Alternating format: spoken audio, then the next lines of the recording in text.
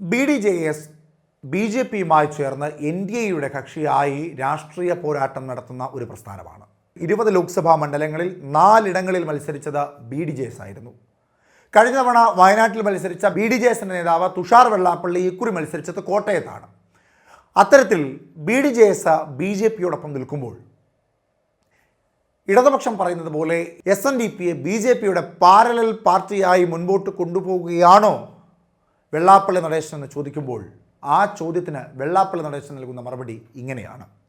ഒപ്പം വെള്ളാപ്പള്ളി നടേശനും കുടുംബവും BJPക്കാരാണോ എന്ന ചോദ്യത്തിനും അദ്ദേഹത്തിന് പകൽ വ്യക്തമായ മറുപടിയുണ്ട്. താൻ BJP അല്ല, ഒരു ഇടതുപക്ഷ സഹയാത്രികനാണ്. SNDPയും BDJSുമായി യാതൊരു തരത്തിലുള്ള ബന്ധവുമില്ല. BDJS ഒരു സ്വതന്ത്ര പാർട്ടിയാണ്. അതിൽ എല്ലാ തരത്തിലുമുള്ള, എല്ലാ ജാതിയിലുമുള്ള, എല്ലാ മതത്തിലുമുള്ളവരുണ്ട്. അവരാരും SNDP അനുയായികൾ മാത്രമല്ല. അതുകൊണ്ട് SNDPയും BDJSുമായി ഒരു ബന്ധമുണ്ട് എന്ന് പറയുവാൻ സാധിക്കുകയില്ല. പിന്നെ അദ്ദേഹം പറഞ്ഞു വയ്ക്കുന്ന ഏറ്റവും പ്രധാനപ്പെട്ട കാര്യം BDJSന്റെ വളർച്ച ഇവിടെ ഗുണകരമായി മാറിയിരിക്കുന്നത് LDFന് തന്നെയാണ്.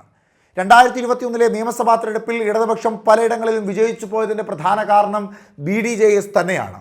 BJP ഏറ്റവും കൂടുതൽ വോട്ട് പിടിക്കുന്നതിൻ്റെ പ്രധാന കാരണം ഇവിടെ BDJS ആണ് എങ്കിൽ അതേ BDJS തന്നെയാണ് ഇടതുപക്ഷത്തെ വിജയിപ്പിച്ച് കൊണ്ടുവരുന്നതിൽ ഏറ്റവും പ്രധാനപ്പെട്ട ഘടകമായി കേരളത്തിൽ പ്രവർത്തിക്കുന്നത് എന്ന് വെള്ളാപ്പള്ളി നടേശൻ പറയുന്നു.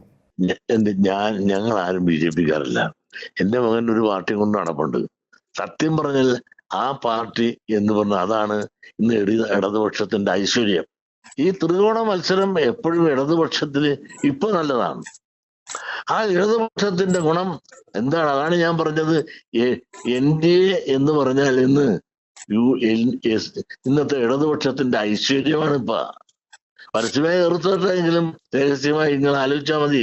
ഈ ത്രികോണ മത്സരത്തിൽ വോട്ട് ആര് കൊണ്ടുപോകുന്നു എന്ന് ചോദിച്ചാൽ UDFന്റെ വോട്ടാണ് ഈ BJPക്കാരായാലും NDAക്കാരും പിടിച്ചുകൊണ്ടു പോകുന്നത്.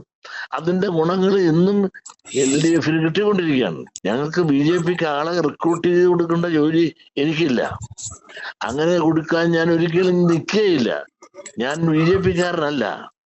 ഞാൻ ഒരിക്കലും BJPക്ക് ആളെ കൂട്ടാനും ഞാൻ പോവുകയില്ല. പക്ഷെ ചില കാര്യങ്ങൾ പറയുമ്പോൾ പണ്ടും ഈ കമ്മ്യൂണിസ്റ്റ് പാർട്ടിയുടെ സഹയാത്രികനായിട്ട് തന്നെ വന്നവനാണ് ഞാൻ. ഞാനൊരു പാർട്ടിയുടെ പല തലങ്ങളിലും പ്രവർത്തിച്ചിട്ടുണ്ട്. അതുപോലെ ചില കാര്യങ്ങൾ എതിർപ്പ് വന്നപ്പോൾ അന്ന് കോൺഗ്രസ് ആക്കിയിട്ടുണ്ട്, കോൺഗ്രസ് എസ് ആക്കിയിട്ടുണ്ട്.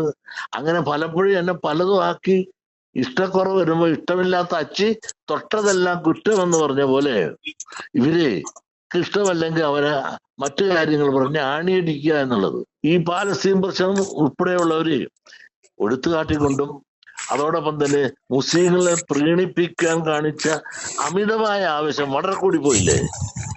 എന്തിനു വേറെ പറയുന്നത്? ക്രിസ്ത്യാനിക്ക് പോലും ഇപ്പൊ മുസ്ലിമിനെ പേടിയാണ്. കാരണം കൈവെട്ടും കാലുവെട്ടും പെടല് വെട്ടും എന്ന് പറഞ്ഞുകൊണ്ടുള്ള ധിക്കാരപരമായ അക്രമവാസനയോടുകൂടി നടത്തുന്ന സംഭവങ്ങൾ എത്രയായി?